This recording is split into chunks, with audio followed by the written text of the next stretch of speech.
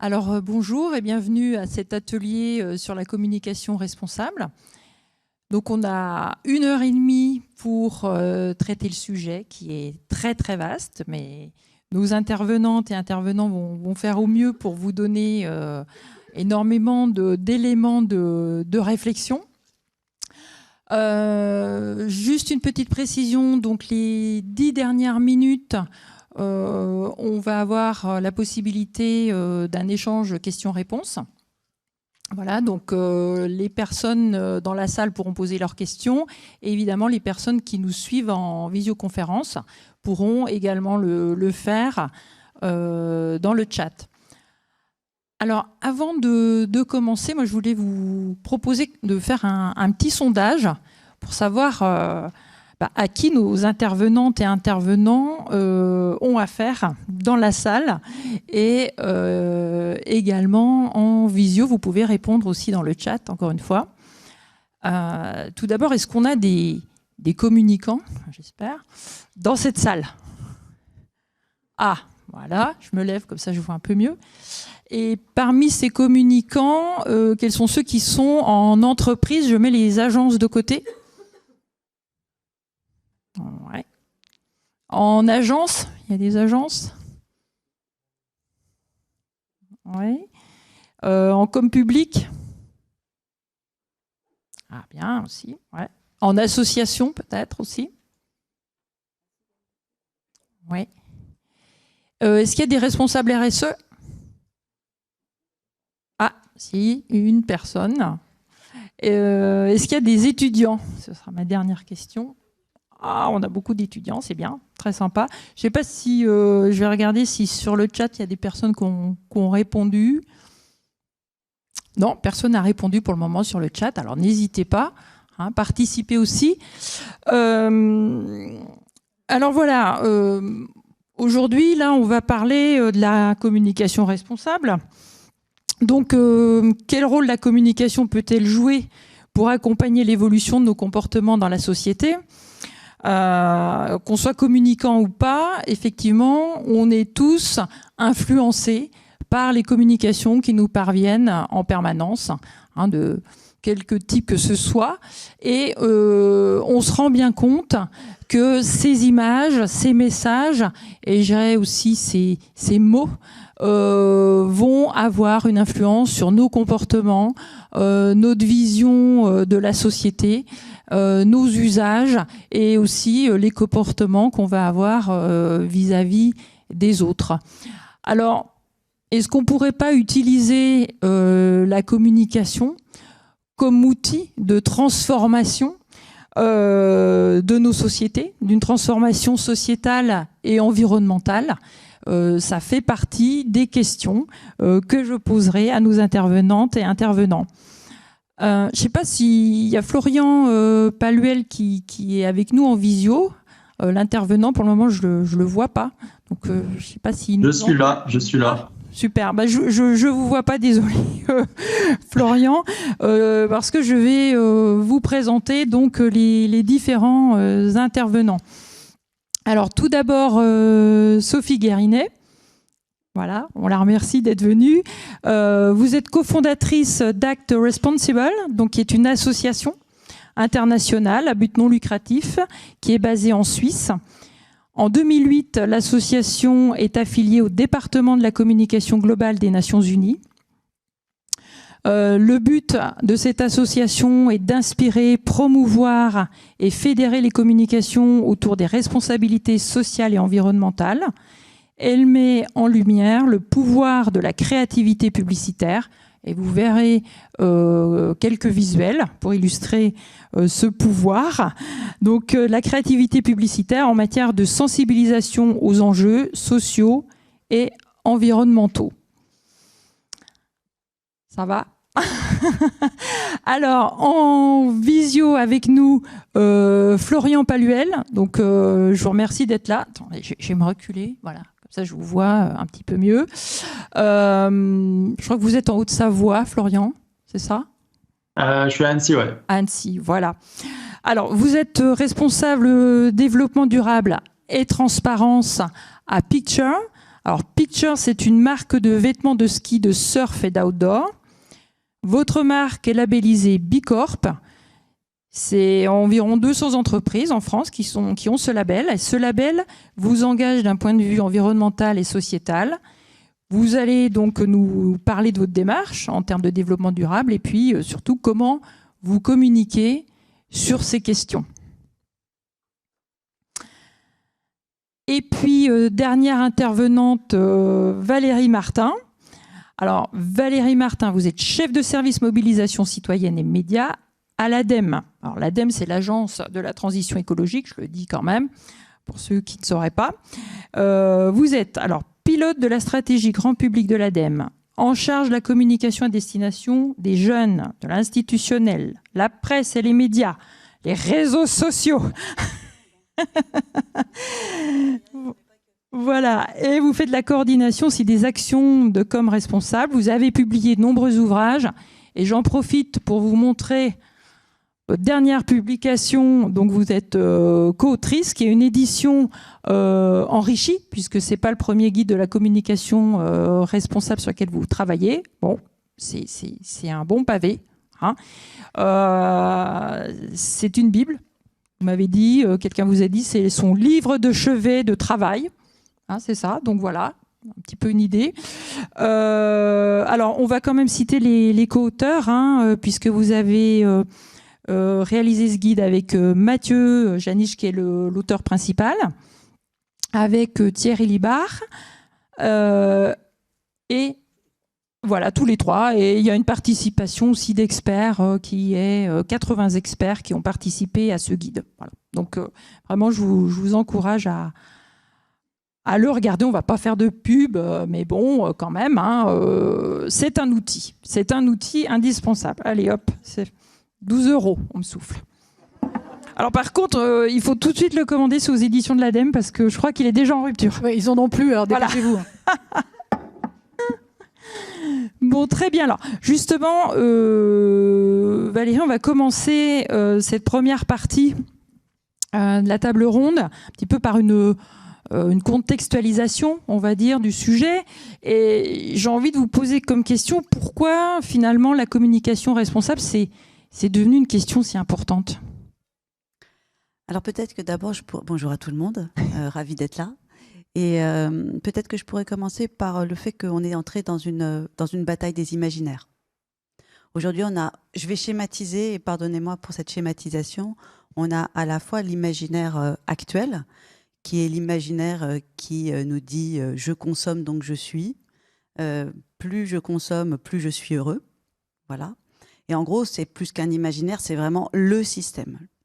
Et à côté de ça, on a à l'inverse, par le fait de gens qui sont parfaitement conscients du péril dans lequel nous sommes, mais qui agitent souvent des logiques de repli, j'allais dire presque communautaristes ou de violence, qui sont de type survivaliste, par exemple.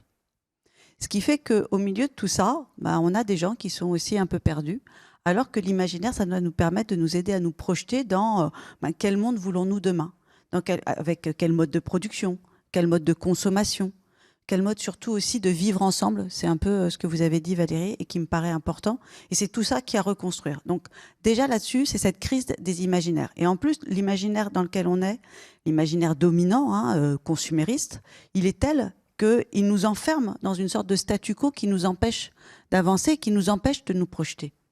Or, il faut absolument qu'on se libère de ce carcan si on veut inventer, j'allais dire, la troisième voie, la voie médiane, qui est celle d'un imaginaire de la sobriété désirable. Aujourd'hui, le mot sobriété, il est extrêmement à la mode, vous l'entendez beaucoup, vous en entendez parler par la sobriété énergétique, mais la sobriété, c'est bien plus que ça. C'est une autre façon de faire son rapport justement au monde, aux choses, aux biens. Voilà, tout en étant fortement conscient, et ça je pense que c'est important qu'on se le dise tout de suite, qu'il y a des gens qui peuvent choisir la forme de sobriété qu'ils vont adopter et d'autres qui vont la subir. Bien évidemment, on ne va pas demander la même chose aux personnes qui sont dans des situations de difficulté ou de précarité. Enfin, c'est pas là mon propos. Deuxièmement, et ça je pense que je vous ai apporté des chiffres. Alors, vous savez, à l'ADEME, on a une passion immodérée pour les chiffres.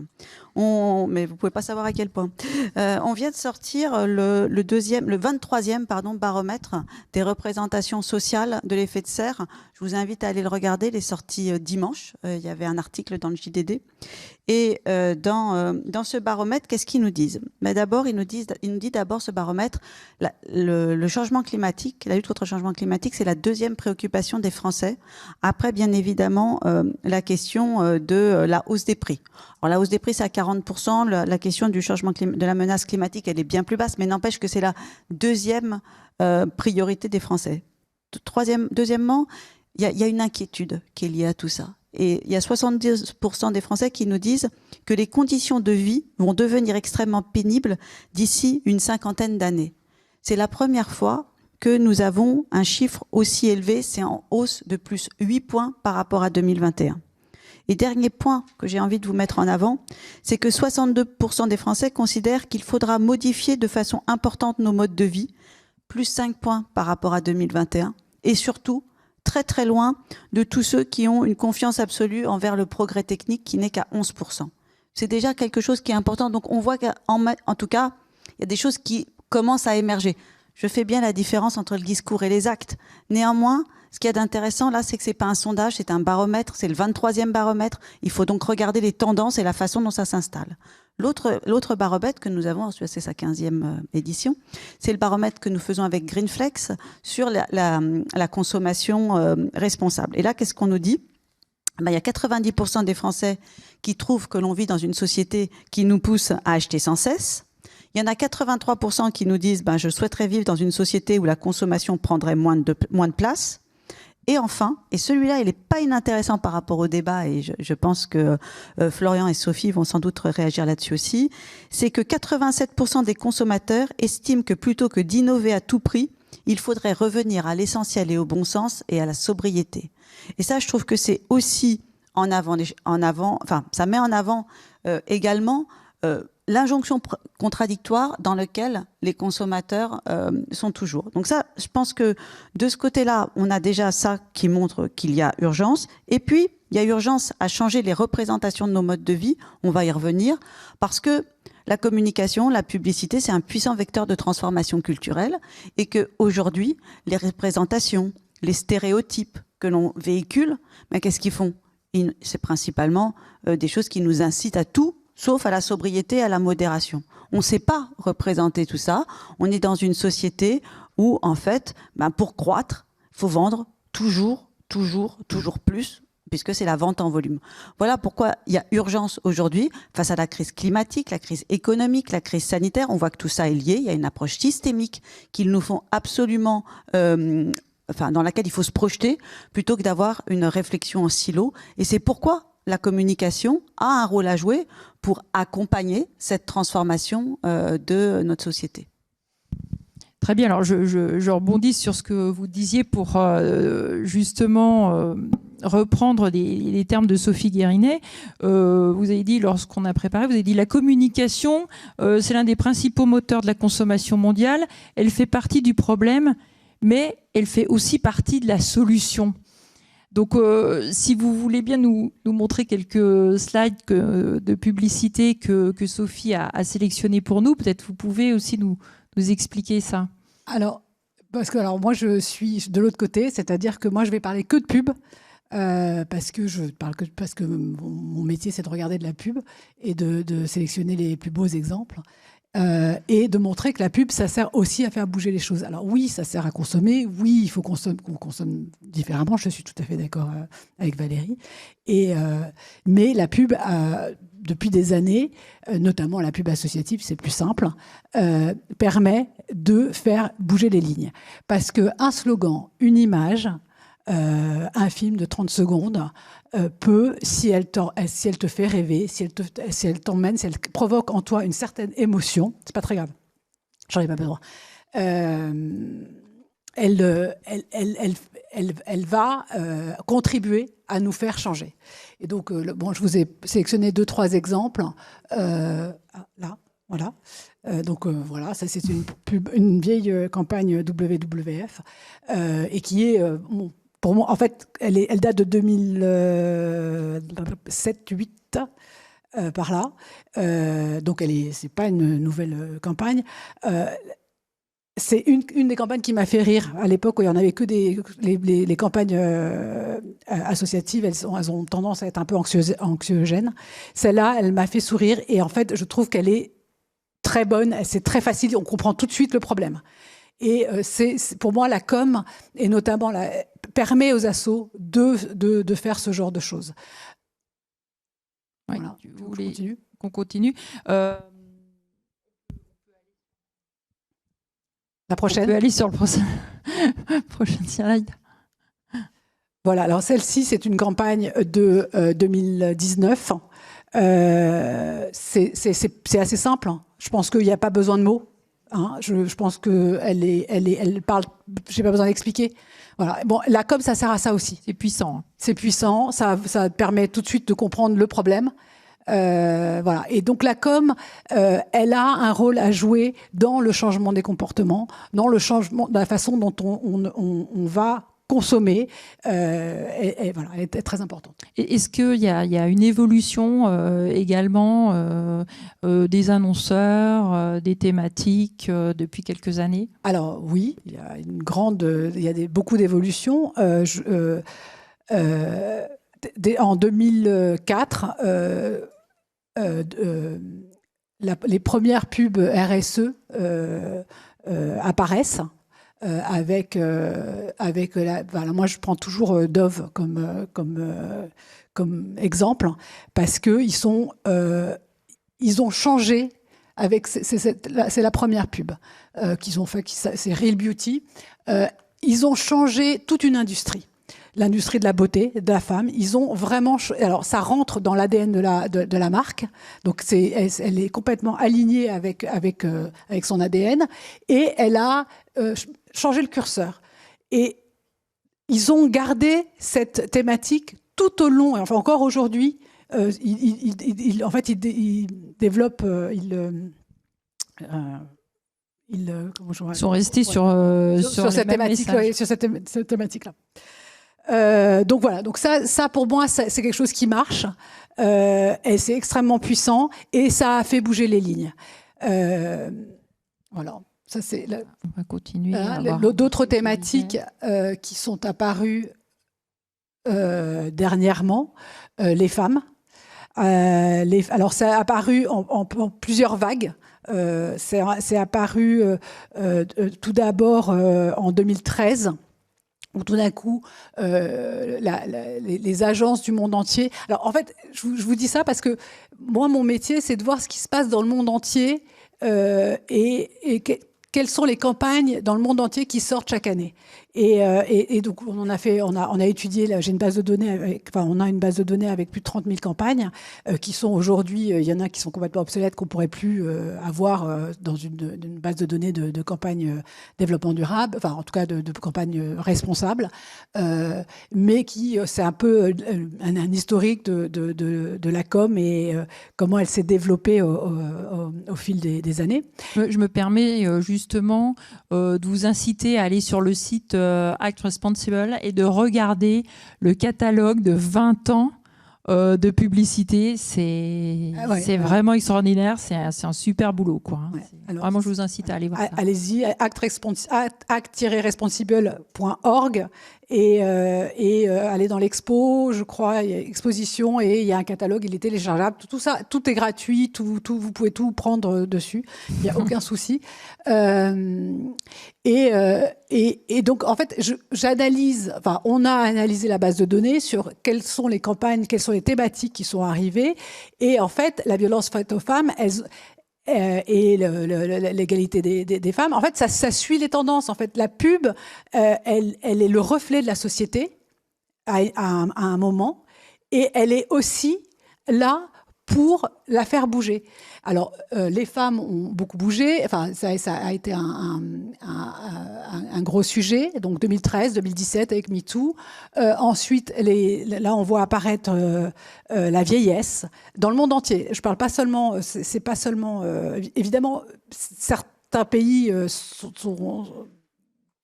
c'est pas partout pareil, mais il y a quand même de vraies tendances.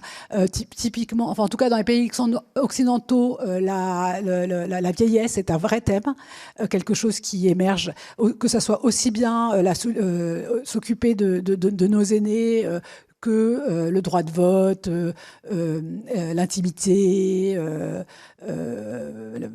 l'accès aux soins, enfin tout ça. Donc vraiment énormément de campagnes qui apparaissent sur la vieillesse. Et les campagnes sur le changement climatique n'ont pas du tout évolué de la même façon. Finalement, elles ont diminué.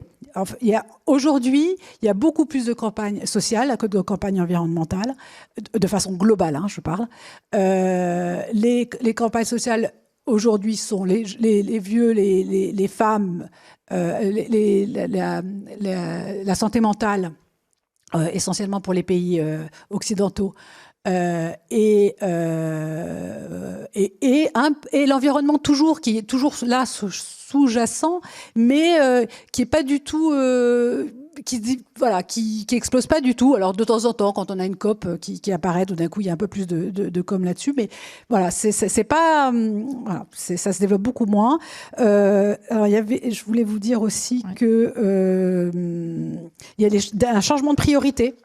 Alors, attendez, est-ce que je me rappelle plus trop ce que je devais dire, que les énergies renouvelables ont diminué en 2012, tandis que la gestion des déchets et les campagnes de changement de comportement ont augmenté depuis 2012. L'accès à l'eau potable, c'est un truc de dingue. L'accès à l'eau potable, ça a pratiquement disparu. Il y en avait au départ, et puis tout d'un coup, ça a disparu. Or, depuis 2019... 17, je ne sais plus très bien, ça réapparaît un tout petit peu. Mais de toute façon, le changement climatique va nous obliger à se saisir de ces sujets-là. Alors évidemment, ce ne sont pas des sujets pour nos pays, mais ça va le devenir. Donc moi, je pense qu'il va y avoir une explosion de campagnes là-dessus voilà, dans les années qui vont arriver. Est-ce que justement par rapport à ces sujets, j'aimerais aussi demander à Florian peut-être d'intervenir, parce que maintenant du coup on le voit plus. Donc Florian, vous êtes dans l'industrie textile. Donc c'est une industrie qui est souvent décriée parce que très polluante, etc. Comment on peut avoir une démarche de communication responsable dans ce type d'industrie? Alors c'est un petit peu provoquant la façon dont je vous pose la question, mais c'est justement voilà, comment vous y prenez, comment vous y arrivez? Bonjour à tous et à toutes. J'espère que vous m'entendez bien parce que moi parfois j'ai des petites coupures. Pourtant, on vous entend bien. Ok, eh ben parfait. Du coup, par rapport à ce qui a déjà été dit, l'industrie textile, c'est effectivement un très très mauvais élève dans sa communication parce que c'est bourré, mais comme dans plein d'industries, c'est bourré de greenwashing et c'est bourré de communication sur des choses qui sont pas à l'échelle ou sur lesquelles les ordres de grandeur ne marchent pas, ne fonctionnent pas. Par exemple, sur les 10 dernières années, on voit de plus en plus de matières recyclées, de matières biologiques, de matières certifiées. On voit de plus en plus de circularité, de processus de recyclage, de packaging qui sortent un peu du lot. Qu'est-ce qu'on voit d'autre lié au transport aussi. En fait, on voit toutes ces choses-là qui sont des améliorations de l'ordre du produit fini et qui ne veulent rien dire du business model de l'entreprise qu'il y a derrière. Et du coup, qu'est-ce qui se passe en volume de prod et en volume de consommation? Les chiffres ont continué d'exploser. Donc du coup, c'est vraiment cette fausse com qui ramène tout au produit fini. C'est un peu comme ce qu'on voit en ce moment avec l'affichage environnemental dans toutes les industries. Un produit textile noté A, pourquoi pas? Si on en achète 10 de ce même produit par an, tout de suite, ça marche moins bien. Une voiture électrique qui est notée A, ok, très bien, mais l'usage n'est pas pris en compte. Si on change de voiture électrique tous les 2 ans, forcément, ça marche moins bien. Donc du coup, une fois que ce constat-là il est fait, que c'est assez facile, et puis les consommateurs suivent. Les consommateurs, quand on leur dit que l'enjeu numéro 1, c'est d'avoir plus de matières recyclées, ils se disent, bon, bah ok, pourquoi pas, partons là-dessus. Et donc, du coup, l'enjeu dans le textile et dans plein d'autres industries, c'est d'aller se confronter à des sujets assez contre-intuitifs dans le textile, assez peu marketing, parce que dès qu'on parle de volume de prod, de sobriété, la différence entre transition énergétique, efficacité, anti-gaspillage, sobriété, relocalisation, là c'est un des termes et un des sujets qui est le moins bien compris. Et ben en fait, dès qu'on commence à aller chercher ces sujets-là, qui sont complètement majeurs, mais qui sont un peu plus durs à faire passer dans les messages et dans les campagnes, et ben c'est là où ça devient très intéressant. Et du coup, nous, c'est ce qu'on essaye de faire. Et notamment, on a 3 grands sujets, 3 grands thèmes. On a un thème sur la transition énergétique et ce que j'appelle la relocalisation énergétique. Et surtout, en tant que marque française, on est souvent challengé pour pourquoi vous fabriquez pas en France. Donc en fait, qu'est-ce qu'on a fait? Et moi, je suis anciennement responsable des réseaux sociaux pour la marque. Donc cette question, je l'ai eu à un événement, je l'avais tout le temps. Et j'étais en mode, c'est quand même... Enfin, nous, on connaît forcément notre sujet et ça ne veut pas dire qu'on fait les choses parfaitement. Mais pour que cette question revienne autant, ça ne veut pas dire que les gens sont juste un peu foufous et qu'ils ne connaissent pas le sujet. Ça veut dire que ça doit probablement être très légitime et qu'on ne peut pas leur en vouloir de poser la question parce qu'ils ne font pas partie de cette industrie comme nous et dans laquelle on connaît les coûts, les contradictions, les complications, etc. Donc là, on s'est dit, bon, bah, très bien, on va prendre ce sujet, on va en faire un article qui prend environ 10-15 minutes à lire et qui dépeint exactement la situation de Picture, modèle de distribution, engagement, pourquoi on est en Made in France sur certains produits, pourquoi on ne l'est pas sur d'autres, nos marges, transparence. Et en fait, ce qui se passe maintenant, c'est que, donc ça c'était il y a 3-4 ans, 3-4 ans plus tard, on n'a quasiment plus de questions à ce sujet-là, parce qu'en fait, ce travail de transparence a fait son petit bonhomme de chemin, et en bouche à oreille, il y a plein de personnes maintenant qui disent « Ah ok, c'est vrai que ça peut marcher comme ça dans certains cas. » J'avais fait intervenir Clément de la marque Opal pour qu'il explique son modèle de distri à lui en vente directe. Donc bref, je ne vais pas rentrer dans tous les détails de cet article, mais dès l'instant où chez Picture, on identifie un sujet qui est complètement majeur à l'échelle de cette industrie, et donc en fait il y en a très peu, il y a transition énergétique, sortir du charbon, du pétrole, du gaz pour l'électricité des machines qui alimentent des process textiles, filature, tissage, teinture. Rien que de dire ça, même là en live entre nous, c'est déjà compliqué. Transition énergétique pour sortir du charbon, du pétrole, du gaz, pour l'électricité des machines qui alimentent filature, tissage, teinture. Voilà, ça y est, on est pas. Et ben ça, c'est le sujet, un des sujets complètement majeurs. Et pour autant, on n'entend jamais parler dans le textile. Donc ça, c'est notre volet de transition énergétique, un volet de sobriété où il faut qu'on produise moins et qu'on consomme moins et qu'on trouve des modèles alternatifs. Et un volet de lobby et de changer les règles. Et ça, on le fait avec un collectif qui s'appelle En Mode Climat. J'imagine que si je dis Thomas Hurier de 1083 ou Julia Faure de Loom, ça va parler à certains d'entre vous. Et ben voilà, c'est un peu les 3 grands sujets sur lesquels on se démène. Donc c'est vrai que dans notre com, on essaye de ne pas être calibré sur les grands sujets classiques de l'industrie. En fait, le pire, ça serait de trop benchmarker ce que font nos concurrents textiles, notamment fast fashion. Ça serait la dernière chose à faire pour bien communiquer en fait. Est-ce que finalement, vous nous dites là, vous avez en fait un gros travail de pédagogie à faire? C'est ça.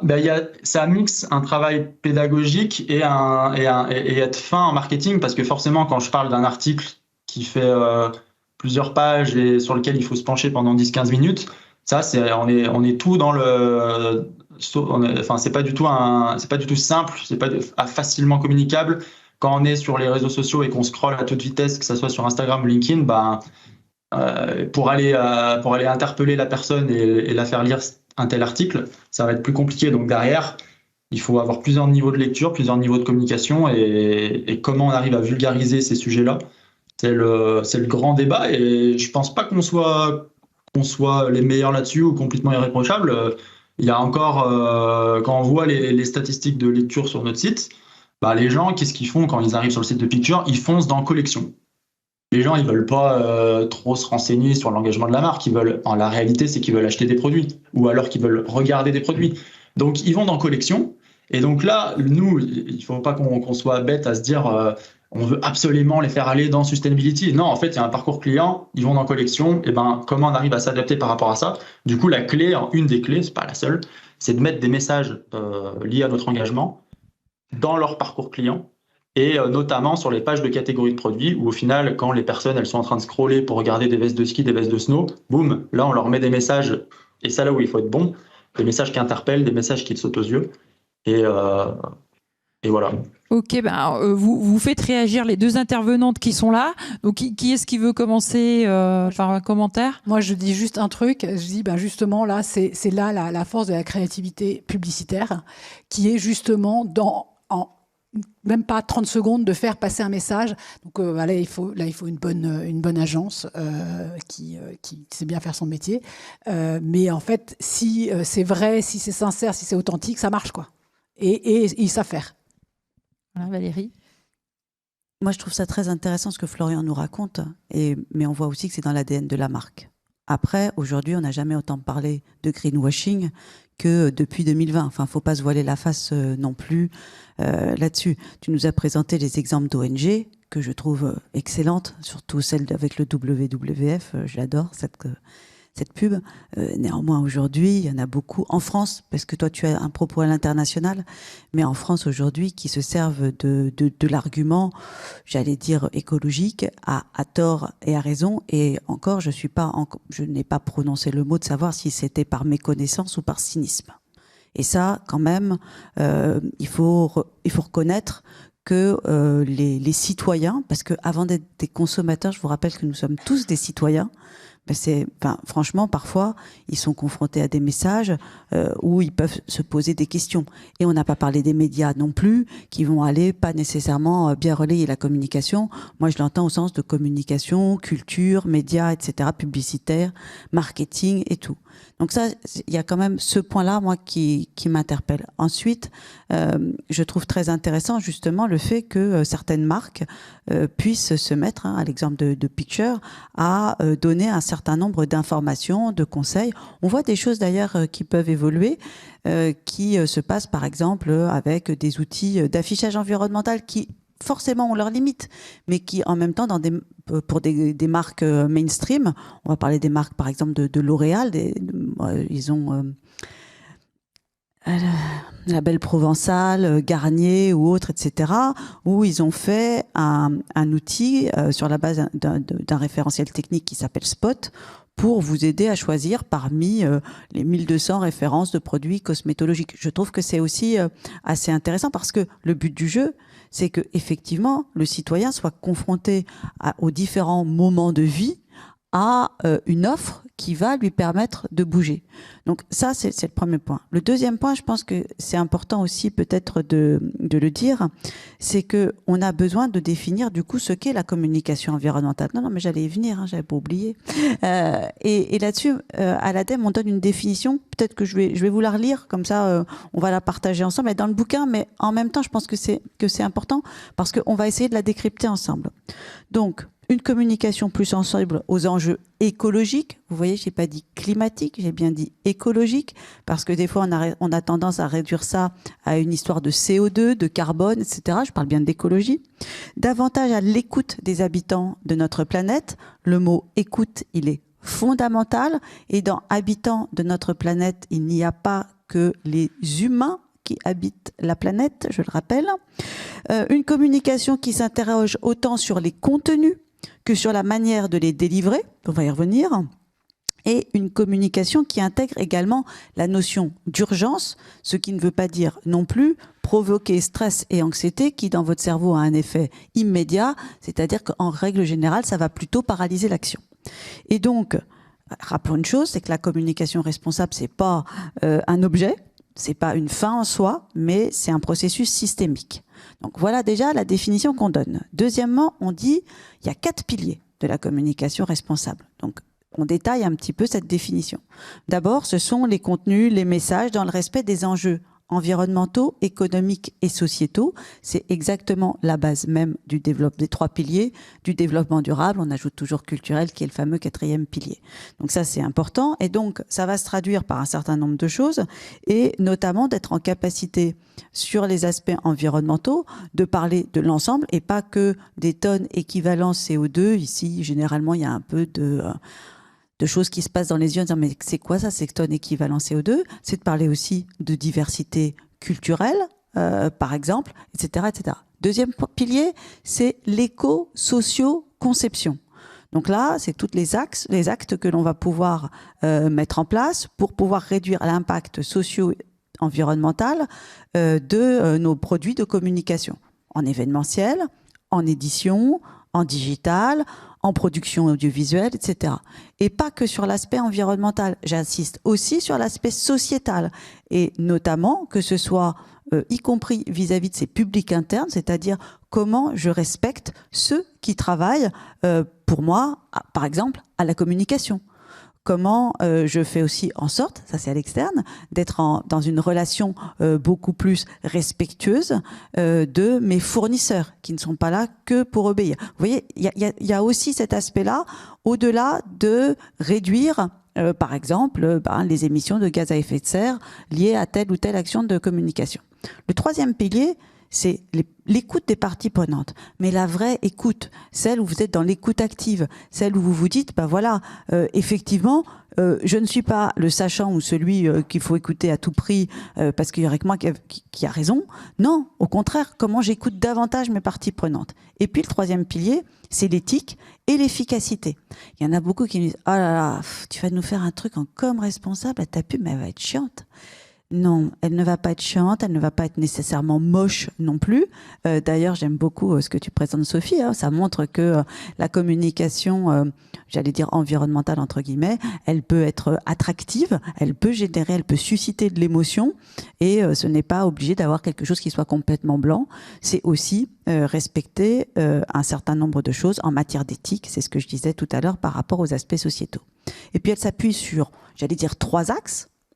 Sur la véracité, sur la sincérité et sur l'humilité. On va revenir tout à l'heure sur ces mots-là, mais c'est aussi ce que Florian disait tout à l'heure, à savoir que quand je vais dire quelque chose, eh bien je vais le prouver. Pourquoi ? Parce que dans les mêmes sondages et baromètres quand je vous ai parlé tout à l'heure, les gens ils nous disent quoi ? Ils nous disent ok, moi je veux bien faire des choses, je veux bien croire qu'on va me proposer des produits qui sont entre guillemets plus responsables. Mais vous pourriez me le prouver? Et ça, ce discours de preuve, ce discours de transparence, ça ne veut pas dire, je suppose, Florian, que vous ne montrez pas l'intégralité de votre process ou de vos spécificités, etc. En revanche, vous allez éclairer, vous allez expliciter un certain nombre de choses qui vont permettre que celui qui vient chez vous, il va pouvoir comprendre ce qui se passe, il va pouvoir du coup avoir confiance. Et je pense que c'est ce mot de confiance et c'est ce mot également de responsabilité. Dans communication plus responsable, il est fait clairement appel à la responsabilité, notamment des communicants, dans l'avènement d'une société plus sobre. Voilà, peut-être que ça permet de concilier ce qu'on a dit tous les 3. Oui, complètement. Et si on revient sur, je veux dire quelque chose qui est quand même assez, alors c'est pas nouveau, mais c'est vraiment une façon de généraliser la façon dont on parle des personnes, des publics à qui on s'adresse. Je veux dire, la communication, à un moment, on parlait de cibles. Bon, c'est horrible des cibles comme mot. Maintenant, c'est vraiment les parties prenantes. Hein, et ça change tout. Enfin, je veux dire, le pouvoir des mots est vraiment important. Et moi, j'ai vu sur le site web de Picture, et je vous incite à aller regarder ce site parce qu'il y a, enfin, pour moi, c'était vraiment une découverte. J'ai trouvé ça super intéressant, la façon dont vous présentiez les choses, et notamment sur le sujet complexe de la décarbonation de l'industrie textile. Alors là, j'ai vu que vous appeliez les parties prenantes à la discussion. Alors je vous cite, vous dites « appel à la collaboration ». Si vous avez trouvé des solutions, contactez-nous. Si vous êtes expert de l'énergie en Asie ou en Turquie, contactez-nous, ce genre de choses. Alors, est-ce que ça fonctionne? Est-ce qu'on vous contacte? Ou est-ce que, bon, voilà, c'est une bouteille à la mer, on commence déjà à essayer de faire comme ça, on va voir si petit à petit, ça va rentrer dans les mœurs. Alors, est-ce que ça marche? Ouais, j'avais eu quelques messages et c'était complémentaire à du travail qu'on mène avec d'autres entreprises qu'on peut nommer de concurrents, mais la réalité, c'est qu'il y a énormément de collaborations intéressantes à ces niveaux-là. Du coup, s'il y a un raz-de-marée de nouvelles vues sur notre site internet, j'ai quand même pas mal de choses à modifier en ce moment. Le contenu est propre, mais il y a 2-3 petits trucs comme ça où je me dis que ça pourrait être un peu mieux. Donc voilà, pas de problème. Non, mais sinon, effectivement, l'enjeu de collaboration, il est très, très, très important. Parfois, on entend quelque chose du style « il faut être gros pour être influent » ou « il faut grossir pour pouvoir changer les choses ». Et ça, en fait, c'est quand même une fausse excuse, parce que la réalité, c'est que dès l'instant où il y a de la collaboration, entre acteurs plus ou moins gros, l'influence, elle se gagne de cette manière. Et donc là, pour donner un exemple concret lié à la décarbonation, ce qui se passe en ce moment dans plusieurs usines à Taïwan, là où ont lieu les chaînes d'approvisionnement, filature, tissage, teinture, plusieurs marques ont identifié qu'elles avaient des fournisseurs en commun.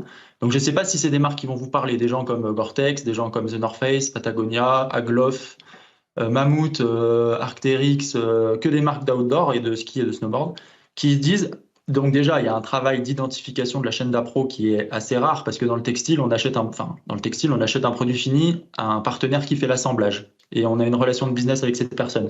Derrière, c'est de notre ressort ou pas d'aller gratter ce qui se fait en amont, filature, tissage, teinture. Donc ce travail a été effectué.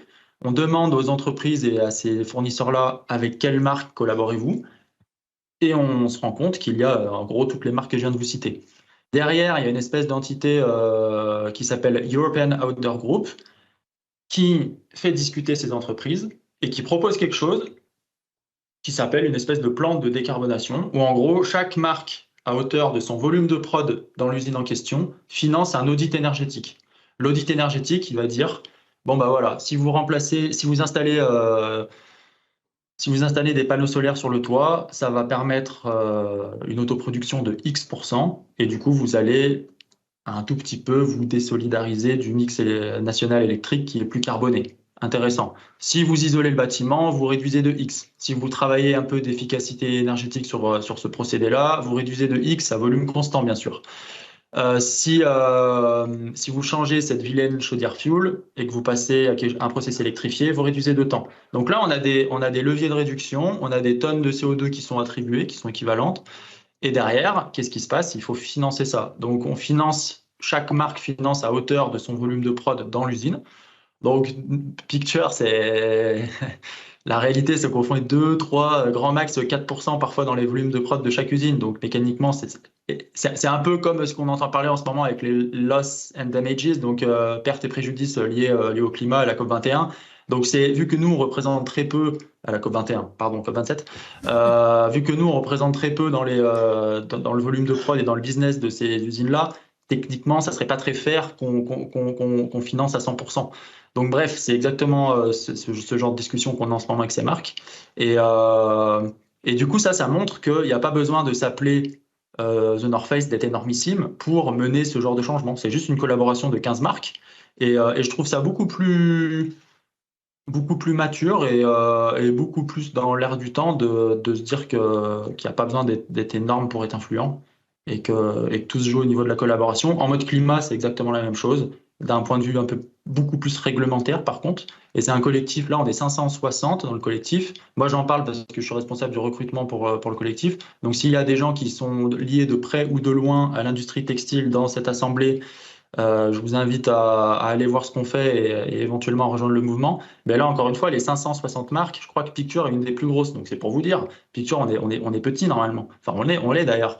Et donc, 560 marques qui rédigent des plaidoyers, qui ont ce tissu économique intéressant, eh ben, c'est beaucoup plus fort que s'il y avait qu'un seul acteur qui pense être influent parce qu'il est gros et en fait, pas vraiment. Donc, Oui, voilà. vous nous parlez en fait de changement de modèle là, dans tout ce que vous nous décrivez. Je veux dire, c'est pas courant dans de nombreuses entreprises de fonctionner comme ça. Et ces changements, comment la com se positionne par rapport à ça? Est-ce que les communicants accompagnent ou parfois essayent de pousser un petit peu pour aller plus loin, ou c'est quoi le rapport entre les différentes forces de l'entreprise? On est dans cet entre-deux, le cul entre deux chaises, j'ai envie de dire, où justement il y a certains sujets historiques, on va dire, liés à notre engagement. On se rend compte que les gens les connaissent même pas. Mais ça, c'est l'histoire de la marque, c'est la particularité où on s'est toujours positionné sur le côté français, mais le côté fun aussi, les trois potes qui ont créé la marque, des campagnes de com un peu loufoques, et à côté de ça, l'engagement. Du coup, forcément, enfin, moi, je pense qu'on est, d'une certaine manière, on se fait happer par une communication ou une autre d'une marque, mais qu'on va pas réussir à comprendre tous les messages que la marque veut nous faire passer. Donc ça veut dire qu'il y a des gens, ils connaissent Picture parce que c'est français, mais ils vont pas trop connaître l'engagement. Il y en a d'autres, ils vont connaître Picture parce que c'est une communication loufoque qu'on a fait il y a 3 ans où les trois boss, ils étaient quasiment à poil dans des vidéos et boum, ils se disent, ah putain, je me rappelle de ça.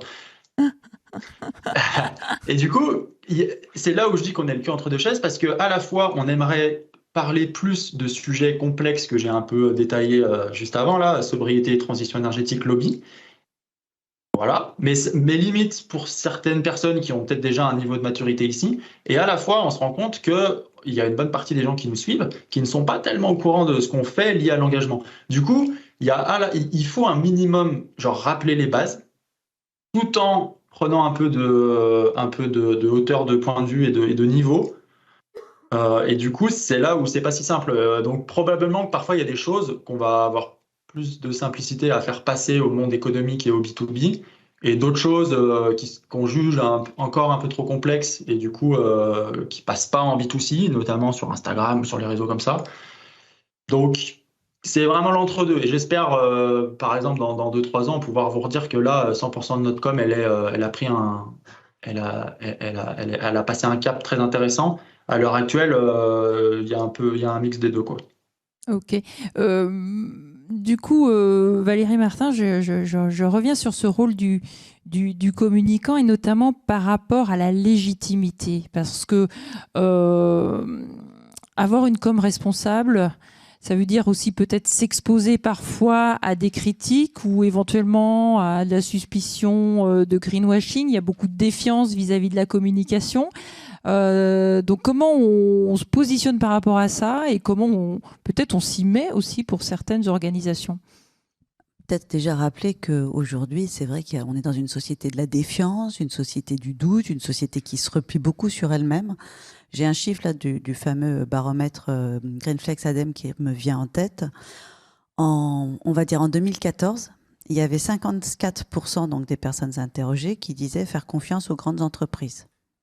En 2022, elles sont 30%. C'est un résultat qui n'a fait que décroître.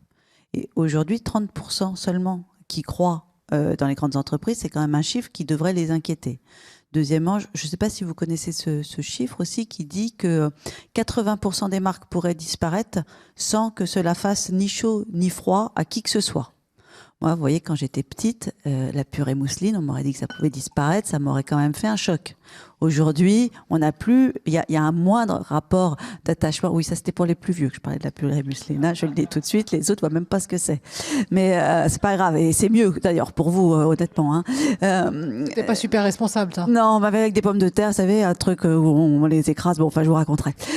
C'est là où c'est aussi important que les entreprises, elles ont vraiment quelque chose à jouer dans la sincérité, et c'est pour ça que j'aime beaucoup ce que nous présente Picture, parce qu'ils nous disent, bah voilà comment je fonctionne. Ils sont capables aussi de dire, bah il y a des choses que je fais bien, et puis il y en a d'autres où bah, on démarre.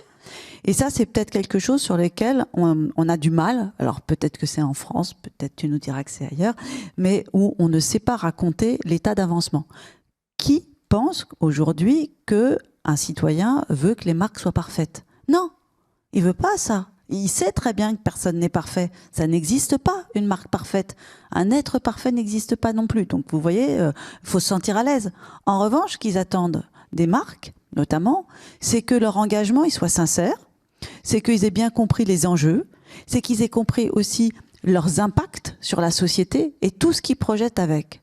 Donc, le fait de pouvoir raconter réellement ce que l'on fait, c'est déterminant. Et attention, hein, je parle pas. Alors, des fois, on va utiliser le mot storytelling. Voilà, c'est un mot qui, en général, me fait frémir. Parce que storytelling me fait penser à un truc hyper marketé qui peut basculer extrêmement vite dans ce que je vais appeler du récit washing. On va y aller, je vais vous expliquer. En gros, on raconte une histoire qu'on a envie, dans laquelle on a envie de croire, mais qui, en fin de compte, n'est absolument pas vraie. Donc, entre greenwashing plus récit washing égale bombe sur la marque, ça c'est un cocktail qui peut être très détonnant. Et en fait, voilà, je pense que là-dessus aussi, ça implique de réapprendre, de faire autrement de la communication. On l'a vu tout à l'heure, pas une communication qui soit une communication descendante, une communication qui soit à l'écoute, une communication qui se fasse avec l'interne, l'externe, etc. Une communication qui mette en synergie à la fois la communication et la RSE. Pourquoi je dis ça? Parce que nous, on travaille avec pas mal d'entreprises, d'agences, etc. Et on voit bien qu'aujourd'hui, l'un des principaux freins, c'est le manque de connaissances, le manque de compétences autour des enjeux liés notamment seulement au changement climatique, mais aussi à la biodiversité, etc. Et aux questions liées à l'exploitation des ressources naturelles. C'est quand même inquiétant, parce que comment voulez-vous faire pour parler d'un sujet si vous n'en maîtrisez pas les tenants et les aboutissants? Donc la règle numéro 1, avant tout, c'est de se former. Donc voilà, donc je pense que ça peut permettre aussi de dire, ben voilà, les communicants, on a à la fois une responsabilité, on peut dire les choses de façon, alors j'utilise le mot honnête un peu de façon provocatrice, mais disons sincère, plus transparente, etc. Après, soyons clairs, il y a certains, comment je vais dire ça, certains secteurs d'activité pour qui claironner haut et fort, qui font une communication responsable, non, ce sera pas possible, soyons honnêtes. En revanche, il faut qu'ils fassent des efforts pour aller là-dedans, mais quitte à s'en gargariser, ça c'est un autre débat qui est, en tout cas, je trouve qui est ouvert et sur lequel j'incite à la plus grande prudence. Troisièmement, il y a la tonalité de la communication. Ça m'a fait penser à ce qu'on avait fait en 2014. Je sais, ça ne nous rajeunit pas. Tu sais, l'humour au service du développement durable. C'est une étude que j'avais menée. Et est-ce qu'on a le droit de communiquer de façon humoristique sur le développement durable?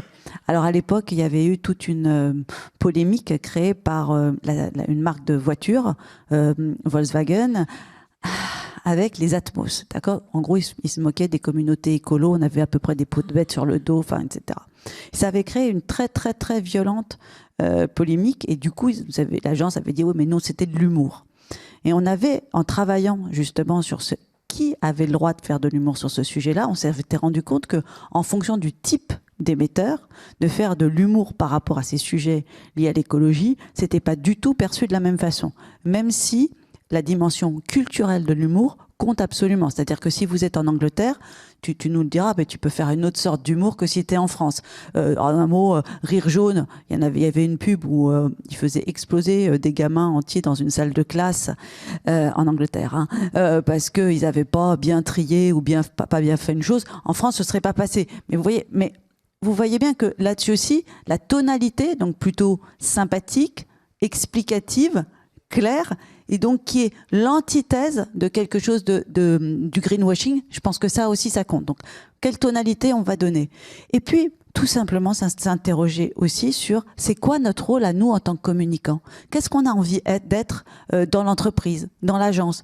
Est-ce qu'on est là juste pour exécuter, pour qu'on nous dise sans arrêt, ouais, dépêche-toi parce que tu te rappelles qu'il y a ça et ça à faire très très vite, ou bien 2 jours avant la tenue d'un gros événement, oh putain, j'ai lu un article, on m'a dit qu'il fallait pas de fraises en décembre, dis-moi. Tu y as bien pensé? Ça, c'était au niveau du cahier des charges qu'il fallait y penser. C'est pas 2 jours avant que tu vas enlever les fraises une à une. C'est trop tard. Mais il y a tout un tas de choses comme ça qui veut dire que réinterroger notre métier, lui redonner du sens, nous redonner du pouvoir aussi au sein des organisations. Je pense que ça, c'est quelque chose d'extrêmement important, et de travailler en synergie extrêmement étroite quand il y en a un avec le responsable de la RSE.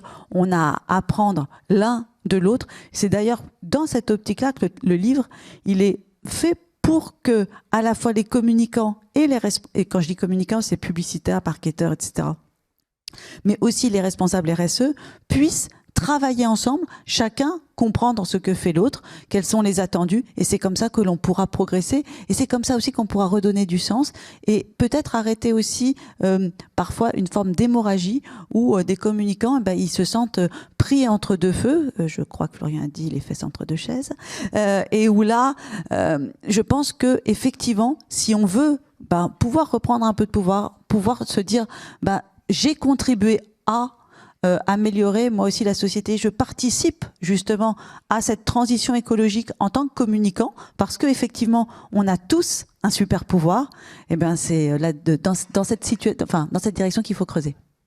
Vous vouliez rajouter quelque chose?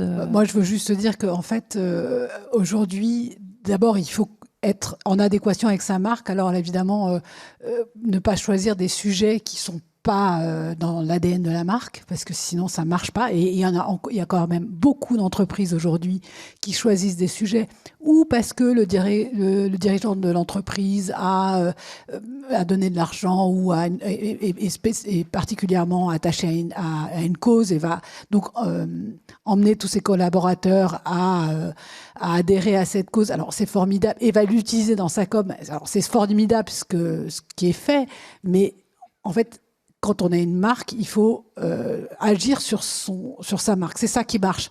Quand on s'éloigne de sa marque, il y a quelque chose il y a une espèce de dissonance qui fait que du coup, voilà, c'est plus, même si au départ l'idée c'était d'aider une asso, ouais, mais si ça fait pas partie de l'ADN de ton entreprise, tu vois, cherche une asso qui sera dans l'ADN de ton entreprise.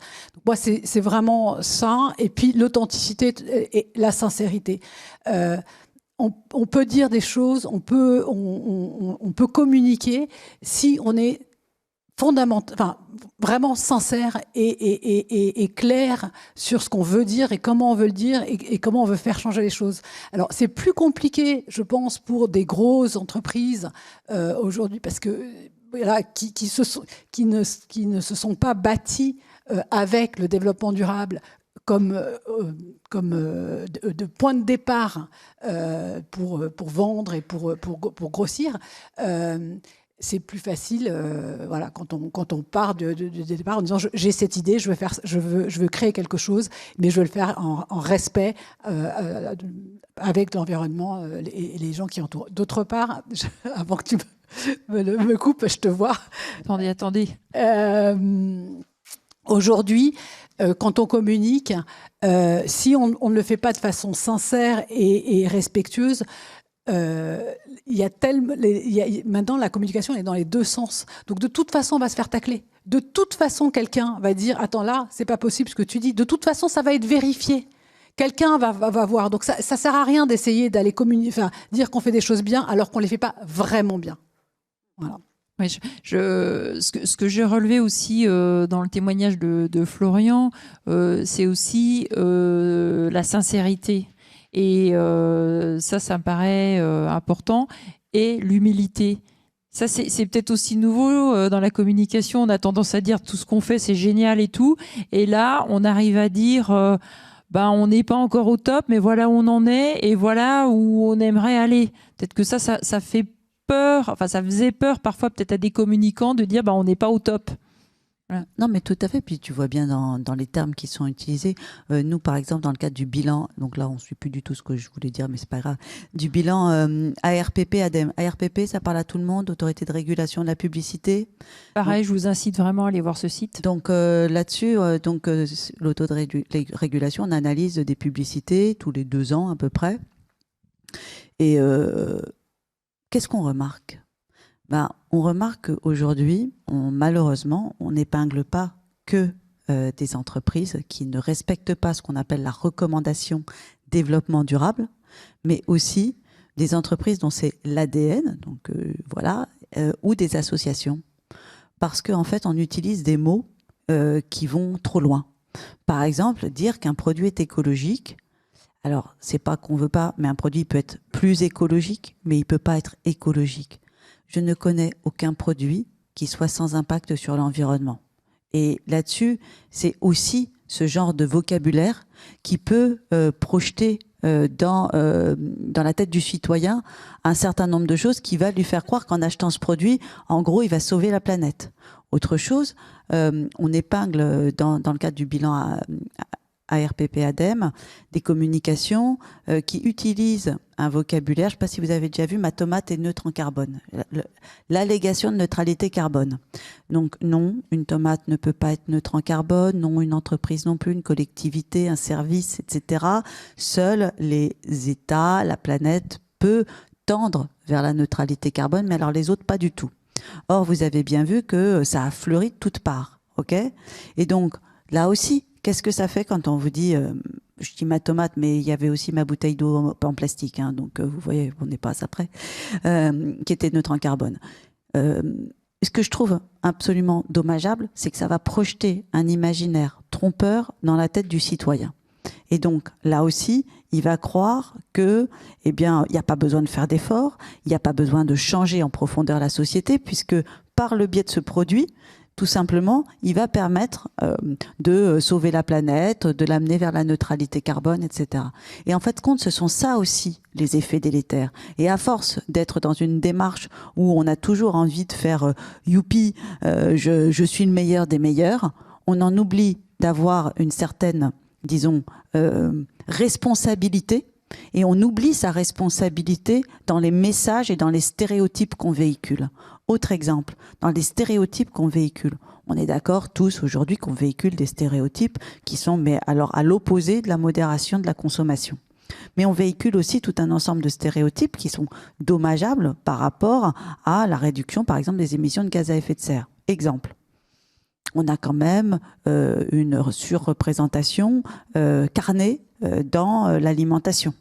C'est-à-dire que, par exemple, quand vous allez imaginer une communication autour d'un barbecue, bien souvent, le barbecue, il va être plein de viande. On ne dit pas qu'il ne faut pas manger de viande. Ne me faites pas dire ce que je n'ai pas dit. En revanche, on pourrait rééquilibrer l'image à l'instar des régimes équilibrés vers lesquels il nous faut tendre. Hein. Je vous rappelle, si vous étiez là ce matin, et il y avait les scénarios de l'ADEME, hein, et dans certains scénarios, il faut diviser par 3 la consommation de viande. Okay ? Autre chose, ce qu'on nous représente quand on nous représente un habitat agréable. On nous représente, en règle générale, un pavillon entouré d'un très, très grand terrain. On a l'impression un peu loin de tout. Donc, vous vous dites que et vous avez à ce moment-là une voiture grosse qui arrive. Voilà. Autre chose, dans les rêves de mobilité, comment ça s'appelle ? Les voitures, en général SUV, conduites par mâles blancs dominants de plus de 50 ans, pour l'image et le stéréotype. Bref, là-dessus, on donne aussi à voir un certain nombre de choses parce qu'on va l'associer à de la puissance. Vous voyez bien que de déconstruire l'intégralité de ces stéréotypes, et comme vous avez souri, je suis certaine que c'est parce que vous vous dites qu'au fond de vous-même, même si vous n'avez pas envie, il y a un fond de vérité. Je vous invite à aller voir l'excellent guide auquel nous avons participé, fait par Entreprises pour l'environnement, qui est sorti en 2021, qui est justement un guide contre les stéréotypes associés aux représentations de nos modes de vie. Et là-dedans, il y a la déconstruction de 10 stéréotypes, dont celui qui plus jamais n'aura cours, qui s'appelait l'hiver en t-shirt.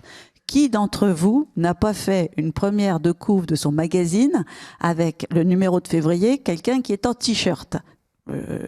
chez nous, on a quand même failli réussir cet exploit. Mais bon, maintenant que c'est 19, tout le monde va remettre sa petite laine, ou son pull cachemire. Et c'est là où je trouve que c'est aussi intéressant, c'est que, voilà, pour le confort, fallait toujours être en t-shirt, fallait être bien, on était au chaud. Et le confort, c'était plus de mettre un pullover, alors que c'est quand même quelque chose que l'on fait assez naturellement. Voilà, donc il y a tout un ensemble de choses qui sont déconstruites et qui vont aider les créatifs, justement, à être créatifs, mais à penser à l'impact qu'a leur communication. Voilà, c'est peut-être là-dessus aussi, je pense qu'on peut aider les communicants concrètement à donner des outils qui leur permettent de mieux comprendre quel est leur impact et puis comment, justement, proposer d'autres choses. En fait, ce que je rajoute sur ce que tu viens de dire, c'est ensemble. C'est vraiment ensemble qu'il faut faire les choses. C'est-à-dire la marque, le communicant, les experts, la RPP extraordinaire. Hein, il faut aller voir ce qu'ils font parce que c'est vraiment... si vous avez un doute, parce que même les assos se font épingler hein, par la RPP. Sur des choses auxquelles on n'a pas pensé. Donc il suffit d'aller se renseigner, vraiment c'est ensemble qu'on construira quelque chose de vrai, sincère, qui nous fera quand même, moi je trouve que c'est important qu'il y ait une émotion, parce que la pub, en tout cas dans la pub, hein, je ne parle pas de la communication en général, mais de la pub, il y a besoin d'une émotion. Alors, je sais que tu n'aimes pas le storytelling, mais en même temps, en fait, il faut que, pour se rappeler de quelque chose, il faut qu'il y ait quelque chose qui se passe en soi. Alors, peut-être pas du storytelling, enfin, il y a besoin de cette émotion. Et cette émotion-là, elle peut être générée par quelque chose qui n'est pas peut-être totalement vrai, mais qui est vrai quand même. Je ne sais pas comment l'expliquer, mais il faut que, voilà, pour que ça marche, il faut qu'il y ait quelque chose. Si on est trop factuel, on oublie. Ouais, complètement. On va voir encore tout à l'heure des visuels. Alors, il nous reste une dizaine de minutes. On aimerait parler également de la com publique. Alors, juste avant ça, je vais redire pour les personnes l'ARPP, l'autorité de régulation professionnelle de la publicité. Si vous voulez aller sur ce site, il y a des petites vidéos qui expliquent pas mal de choses et qui sont très intéressantes à regarder. Alors, voilà, dans tout ça aussi, quelle est la place de la communication publique? On peut peut-être voir un visuel. Alors ça, c'était pas du tout ça, mais c'était pour montrer, voilà, voilà, c'est celle-là. Donc j'en ai choisi deux, une plus ancienne et une très nouvelle. Juste parce que alors j'ai choisi des françaises pour que ça parle à tout le monde et je pense que voilà, c'est assez clair. En fait, la pub, c'est ça aussi, c'est expliquer des choses de façon simple simple et en même temps universelle et compréhensible par tous, et aussi qui en tout cas, voilà, vous prenez la photo, ça veut bien dire qu'il y a quelque chose. Ça provoque quelque chose. Et finalement, c'était une obligation légale, hein, c'est ce gilet jaune. Et voilà, l'agence elle a trouvé le moyen de rendre ça hyper attractif. Alors, bon, je suis désolée, je vais vous presser un petit peu par le temps, là. Hein. Bon, on resterait bien 3 heures. Mais cette question quand même de la communication publique, elle est importante. Alors, Valérie Martin... quel est son rôle peut-être pour la transformation de la société, des territoires? De toute façon, aujourd'hui, les territoires ils sont confrontés à des crises, notamment climatiques. Enfin, on l'a encore vu tout cet été. Enfin, voilà, qui sont absolument terribles et elles sont donc véritablement au cœur des transformations qui sont à faire. On parle de résilience des territoires. Et là-dessus, le communicant public, il a un rôle à jouer, qui est un rôle qui est de beaucoup plus de transversalité, là aussi. Parce que on voit bien amener à une communication qui soit plus sincère, qui soit plus audible, qui intègre et qui inclut, parce qu'on n'a pas parlé d'inclusivité pour le moment, mais pour autant, on a besoin d'en parler, qui inclut l'ensemble des concitoyens du territoire, qui ne laisse personne de côté. À cet égard, je vous invite à aller regarder justement ou à aller lire la double interview que l'on fait dans notre magazine Adem et vous, qui est sur la communication responsable, qui sort demain, dans Adem Magazine, et qui justement met en perspective ce que fait par exemple la ville de Gennevilliers, qui est extrêmement intéressante pour construire le territoire gennevillois de demain et pour faire en sorte que ce ne soit pas toujours les mêmes qui participent à sa construction, mais que l'on ait aussi des publics qui sont plus éloignés justement de la chose publique.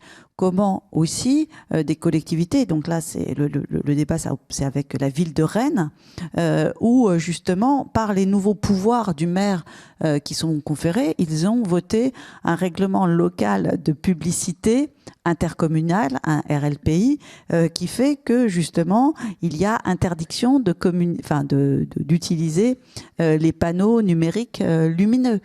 Alors que, comme le dit très bien Laurent Riera, qui est le directeur de la communication et de l'information de la ville et de la métropole de Rennes, il se prive d'une communication qui était somme toute efficace. Mais tout ça, c'est pour provoquer un alignement. Donc là aussi, la sincérité, l'inclusivité, le fait d'être davantage dans de la transversalité, d'animer aussi par rapport... On l'a vu, je crois que c'est en ce moment, il y a un atelier sur les achats durables. Là aussi, un rôle extrêmement important pour travailler avec les achats, pour essayer de s'aligner, de se mettre en cohérence. Parce que quoi qu'on ait dit sur les communicants privés, mais les communicants publics, ils ont la même obligation, à savoir, c'est être alignés et être cohérent entre ce qu'ils disent et ce qu'ils font. Si on n'aligne pas le discours et les actes, si on ne prouve pas ce que l'on fait, de toute façon la défiance dans la société elle est telle aujourd'hui que cela ne passera pas. Mais en plus, eux, ils doivent encore plus engager les gens. Regardez aujourd'hui, pour implanter un certain nombre d'installations, eh bien il y a des oppositions très fortes et j'allais dire, heureusement qu'il y a les ONG, des lanceurs d'alerte, etc. Mais comment je fais pour travailler avec eux à la co-construction de mon projet de territoire? Tout à l'heure, tu disais, il faut travailler ensemble. Effectivement, cette logique de co-construction, cette logique de coopération, eh bien, la communication publique, elle peut permettre de faire la pédagogie nécessaire pour pouvoir aller plus loin. Et moi, si vous avez un tout petit peu de temps, essayez d'aller regarder ce que fait la Fabrique des transitions, qui est présidé par Jean-François Caron, qui est à Los Angeles, et où ils ont fait une communauté de 350 personnes, qui est dans une logique de communauté apprenante et d'action. Je trouve ce terme de communauté apprenante fantastique.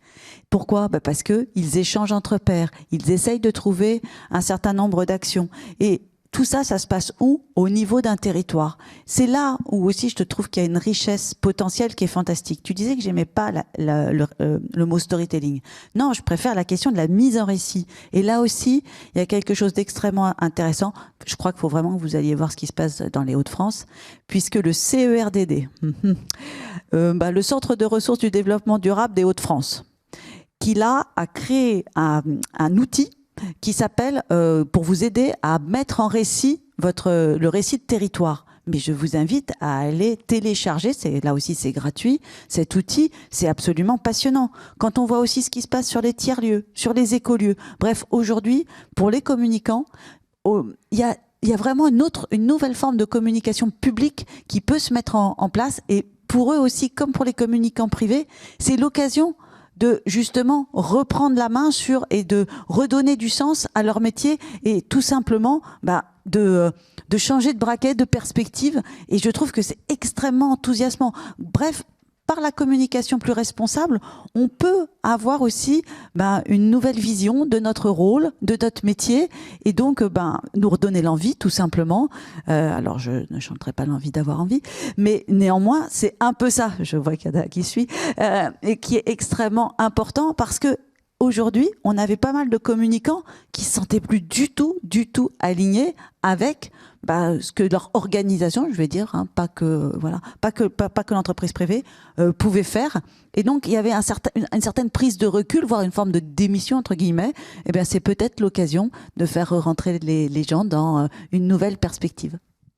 Alors c'est quasiment une conclusion, hein, mais Sophie, vous vouliez rajouter? Moi, je voulais juste dire, parce que moi, je suis encore sur de la pub un peu tradie, et j'avais juste envie de dire, il y a plein de choses, mais n'oubliez pas aussi d'aller consulter les agences. Alors, juste parce que une campagne bien faite, bien réalisée, a beaucoup plus de pouvoir de changement que quelque chose. Une bonne idée, c'est bien, mais si c'est pas bien réalisé, c'est flop. Ça passe pas.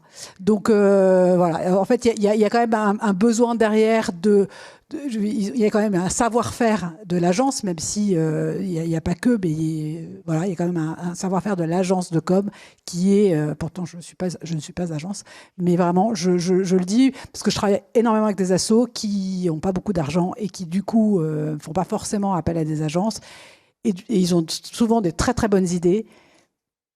Mais la réalisation voilà, n'est pas au top. Et c'est important, en fait, voilà, pour faire passer les messages correctement, être sincère, être vrai, savoir à qui on s'adresse, savoir quels sont les bénéfices, être en respect avec les bénéficiaires et envers la société et la culture dans laquelle on est. Mais aussi, il faut que la réalisation soit impeccable. Oui. Merci beaucoup. Écoutez, là, je vais vous proposer de passer aux questions, parce que peut-être que vous avez encore vous avez pas mal d'idées sur les questions que vous pourriez poser à nos intervenants. Donc, les personnes qui nous suivent en visio, ben vous aussi, hein, posez des questions. Je les aurai sur ma tablette et je pourrai faire votre porte-parole. Est-ce qu'il y a des questions dans la salle? Oui. Je me lève, c'est juste que j'ai besoin de me lever 2 minutes. Oui, alors vraiment, Sophie Guérinet, on la remercie particulièrement parce qu'elle a un lumbago et elle est quand même venue. Voilà, je l'ai dit. Voilà, et c'est pour ça que là, elle a besoin de se lever. Alors, il y a une question. Oups.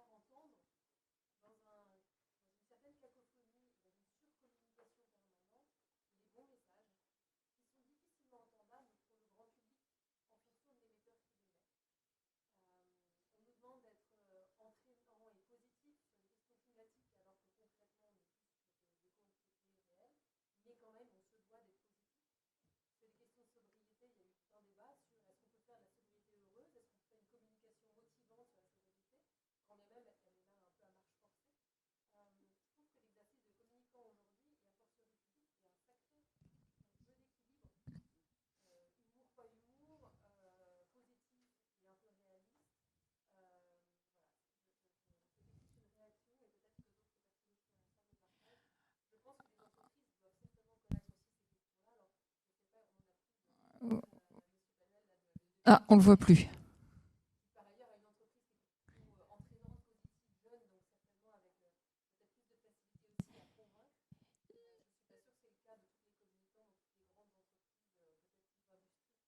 Alors, excusez-moi, je vais vous couper parce qu'en fait, les gens qui sont en visio ont du mal à entendre les questions dans la salle. Alors, je ne sais pas comment je vais réussir à résumer cette question, qui est plutôt une réflexion sur...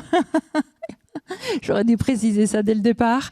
Donc, concernant notamment la com publique, c'est un vrai défi. Qu'est-ce qu'on doit faire? Surtout que les sujets sont pas toujours évidents. Il y a de la défiance. Comment le communicant arrive à s'en sortir en étant quand même sur quelque chose d'attractif, mais juste?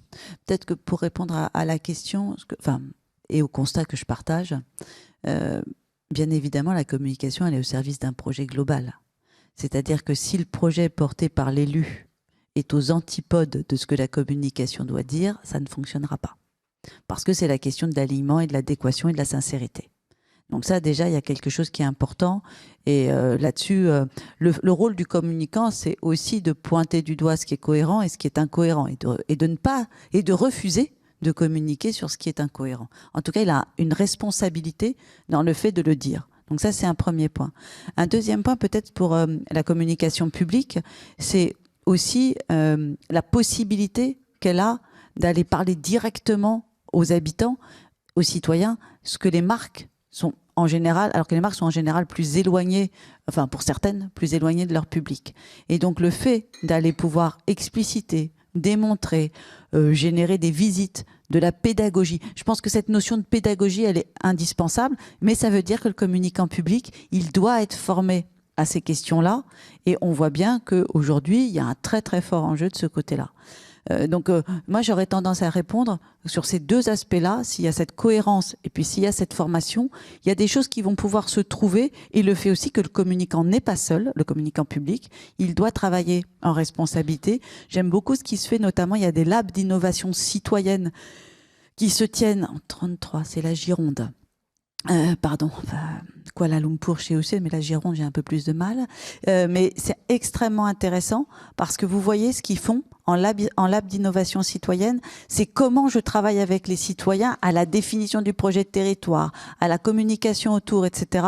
Et ça ouvre peut-être d'autres perspectives. C'est aussi, pour moi, le communicant public, c'est comment je me défais de la communication anxiogène qui tourne autour de la fin du mandat. La vie ne s'arrête pas à la fin du mandat politique. Néanmoins, c'est aujourd'hui une réalité que c'est compliqué d'aller communiquer sur des projets qui sont à plus long terme. Ça, c'est un très gros enjeu pour moi, sur lequel le communicant public, il doit pouvoir communiquer en termes de jalons. Voilà. Et donc, ça permet aussi de rythmer les choses et puis de s'astreindre un petit peu ou de s'absoudre de la question de la communication par rapport à l'anxiété provoquée par la campagne de fin de mandat. Voilà, peut-être qu'il y a ça aussi que j'aurais ajouté. Moi, je voudrais juste te dire que la communication publique, elle est très pauvre dans notre base de données, parce que je pense, enfin, là, c'est plus que... Je pense qu'elle n'est pas au même niveau. Entre l'association qui ne paye pas grand-chose pour sa com, parce que ça va être du partenariat, et l'entreprise qui met le paquet sur sa com parce qu'elle a vraiment besoin d'une com, et ben finalement, la communication publique, elle est un peu au milieu parce qu'elle n'a pas beaucoup de budget et en même temps, elle ne peut pas l'avoir gratuitement, à la différence de l'association. Et en fait, je pense que là, il y a un problème aussi là, un problème de budget tout bêtement, et du coup, elle est moins aboutie. Vous voulez dire que finalement, la place de la communication dans la dans les institutions est peut-être minorée. On ne se rend pas compte à quel point finalement c'est important, et on essaie de travailler un petit peu comme ça avec des petits moyens. Certainement. De toute façon, la com, on n'a pas vraiment envie de mettre de l'argent dessus, hein, de façon générale. Donc ça, je pense que c'est pas qu'ils trouvent ça, enfin je peux pas parler pour eux, donc voilà, mais moi je pense que c'est, en tout cas, ils se retrouvent entre ces deux choses-là, entre l'asso qui arrive à négocier avec les grosses agences et les petites agences et les entreprises qui payent. Et l'autre chose que je voulais dire, et ça m'a échappé, ça me reviendra peut-être. Juste un point, je vous invite à aller écouter ce qui va se passer la semaine prochaine à Capcom, puisqu'il va y avoir, tu te souviens de ce que tu voulais dire, garde-le, et où en fin de compte, sur Capcom, il va y avoir justement les trophées des meilleures campagnes publiques, donc peut-être des bases pour toi, il y en a des très sympas dans ceux qui ont déjà été présélectionnés. Merci, j'irai voir. L'autre chose, c'est que en fait, le problème de la com publique aussi, c'est qu'ils veulent tout dire tout d'un coup, ils veulent tout dire. Ils veulent faire passer tous les messages.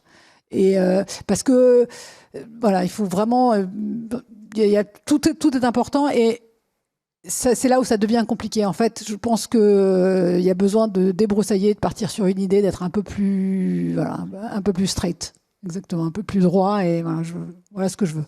Alors, est-ce qu'on a des questions Je ne vois pas où elles sont. J'ai un signe, mais je ne sais pas s'il y a une question dans le chat. Est-ce que donc, quelqu'un d'autre a une question?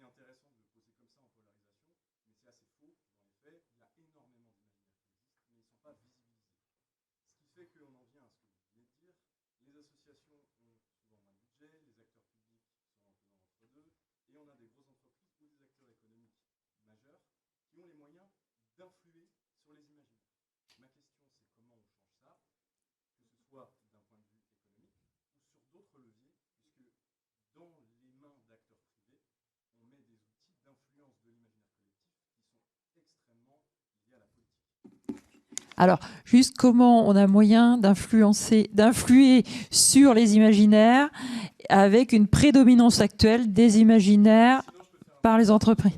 Oui, petit résumé.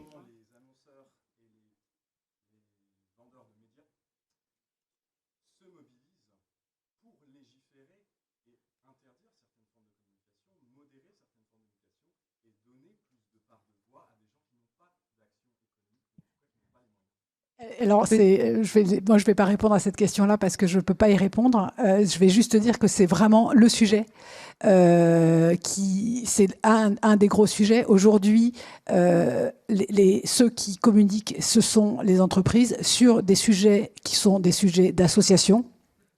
Et les associations se trouvent un peu squeezées et ne font pas partie forcément du tour de table. Donc, c'est un des vrais sujets de la com aujourd'hui. Moi, je le vois notamment au Festival de Cannes de la pub. À l'époque, les grands gagnants, c'était tous des coms associatives. Aujourd'hui, c'est des coms d'entreprise. C'est un réel problème. Valérie, tu veux dire un truc là-dessus ? Non, mais... Voilà, non, moi, je suis d'accord avec toi. Je ne sais pas si on peut légiférer, mais en tout cas, il y a un rééquilibrage à trouver mais c'est en mettant les gens autour de la table. Hein. C'est en reprenant, en prenant toutes les parties prenantes, aussi bien les médias que l'industrie de la communication, que les entreprises et que les associations. Et les collectivités locales, évidemment. Enfin, les collectivités et gouvernements. Alors moi, comme c'est là, je me permets d'avoir pris mon stylo et d'avoir pris mes notes pour ne pas oublier. Bien sûr qu'il faut réduire la pression publicitaire. C'est hyper important. Et je trouve que là-dessus, il y a un certain nombre de premières dispositions, on va l'appeler ça comme ça, on ne fera pas de polémique, sur la loi climat et résilience, avec les contrats climat publicitaires, qui donnent un premier pas. Je ne dis pas que ce soit la réponse absolue, je dis juste que c'est une première piste. Je rappelle par ailleurs que sur ces contrats climat publicité, au bout de 2 ans, ils doivent être évalués et que l'État ne s'interdit pas d'aller vers des moyens beaucoup plus coercitifs que ceux qui ont été pris jusqu'à présent. C'est le premier point. Le deuxième point, ce sont les influenceurs. Les influenceurs aujourd'hui, parce que, bon, je voulais en parler, mais on n'avait pas le temps. Oui, en plus, il reste 2 minutes. 16h, 16h15, qu'est-ce que c'est la différence en train les influenceurs et leur éthique. Le fait qu'aujourd'hui, on me parle tout le temps de publicité, mais on parle de publicité traditionnelle. La petite publicité qui passe à la télévision, soi-disant que personne ne regarde. Bon, enfin, il y en a quand même pas mal qui la regardent. La publicité dans les prints, dans les journaux, etc. Mais en fait, il y a une façon très facile de contourner tout ça, c'est l'influenceur. Et l'influenceur, il a un super pouvoir, malheureusement. J'aime beaucoup ce que fait le collectif Paye ton influence avec Amélie Deloche, qui est la co-créatrice de ça et qui les interpelle, notamment sur les réseaux sociaux, pour dire, voilà, à quand une charte. Il y a un premier niveau de charte qui a été fait notamment par la RPP. Il y a certaines grosses boîtes qui se doteraient de chartes. Je les ai jamais vues, moi, ces fameuses chartes, j'attends de les voir. Néanmoins, aujourd'hui, il faut absolument que l'on puisse, de ce côté-là, je ne sais pas si c'est une législation, mais en tout cas, qu'il y ait une régulation pour pouvoir avoir davantage d'éthique dans ce qui est promu par les influenceurs. Troisième point, ce sont les médias. Les médias, ils ont signé le 14 septembre la charte pour un journalisme, j'ai oublié la fin de la phrase, mais bon, on va dire la charte pour un journalisme plus responsable. Allez, on va vous le dire comme ça, c'est intéressant. Il y a plus de 1500 journalistes, plus de 100 rédactions qui l'ont signé. Néanmoins, à ma connaissance, il y a un peu plus de ça que ça de personnes qui ont leur carte de presse, notamment. Et puis, ça n'empêche pas de dire que il y a les médias parfois qui sont détenus par un certain nombre de on va dire de milliardaires, et que la question de l'intégrité ou autre peut se poser. Ça ne veut pas dire qu'ils ne feront rien. Et à ce titre-là, je tiens à souligner que nous, on travaille avec, par exemple, la régie publicitaire de TF1, de France Télé, de M6, etc., parce qu'ils voulaient mettre en avant davantage des produits à moindre impact environnemental. Et ils nous ont demandé des conseils et on a fabriqué un cahier des charges justement pour les desserts. Ça ne veut pas dire qu'ils font rien. Néanmoins, la question des médias, la façon dont on parle de ces sujets-là, je vous rappelle, vous savez, il fait 30 degrés le 30 octobre, on met des gens qui sont en train de lécher une glace au bord de la plage, les doigts de pied en éventail. Ça pose quand même question. Donc voilà. Il y a la question de la culture. C'était pas le sujet du tout d'aujourd'hui, sauf que quand on parle communication, on parle obligatoirement culture, on parle film, on parle livre, on parle BD, etc. Et changer les imaginaires, pour moi, ça passe aussi beaucoup par la culture. C'est pas une question de légiférer. C'est pour moi changer globalement. Et là-dessus, on fait tout un tas de choses. Mais là, je pense que Valérie va s'évanouir. Donc, sur le site, communication-responsable.adem.fr, qui est le pendant du livre, il y a un chapitre entier consacré aux nouveaux récits, nouveaux imaginaires. Et on parle de tout ce qu'on fait là-dessus. Et puis, il y a la question des lobbies. Et où là aussi, de toute façon, c'est beaucoup trop court pour pouvoir en parler de leur pouvoir. La question de l'astroturfing, la façon dont on manipule aussi l'opinion et où le communicant, il a un rôle pour pouvoir dénoncer aussi ça, et ça veut dire aussi beaucoup de courage. C'est aussi notre forme d'engagement à l'heure où l'engagement, quand même, il a un peu diminué dans notre société, même s'il se crée d'une autre façon, même s'il y a des communautés différentes qui se créent. On n'a pas parlé encore de pour un réveil écologique, on n'a pas parlé de on est prêt, on n'a pas parlé de tout un ensemble d'actions, mais voilà, moi je crois beaucoup en ça, et y compris les tiers-lieux. Je me tais. Merci beaucoup. Alors malheureusement, on arrive à la fin. Je tiens à dire aussi qu'on peut voir sur le site de Picture ce qui est fait avec des influenceurs, la Picture Family, ou des représentants de la marque. Enfin bon, voilà, on les appelle comme on veut. Mais c'est très intéressant. Et d'ailleurs, là, Florian disait, quand on a préparé ce sujet, il y avait plein de choses encore dont on voulait parler. Mais bon, il nous faudrait 3 heures. Comment il gérait cette relation avec ces personnes qui représentent la marque. Alors, en guise de conclusion, on a très peu de temps. Je pense que tous les communicants qui sont là se retrouvent hyper boostés suite à cette table ronde. Comme Valérie l'a dit, c'est très enthousiasmant. Bien sûr, les défis, ils sont énormes, mais les enjeux sont très importants et ça valent vraiment le coup qu'on prenne tout ça à bras-le-corps. Vous avez eu beaucoup d'informations, d'outils. Maintenant, je dirais que la balle, elle est dans notre camp. Je m'associe aussi au public pour continuer à se documenter, à se former et puis à agir. En tout cas, merci à toutes et toutes pour votre écoute particulièrement attentive. Et merci à tous nos intervenants. Merci.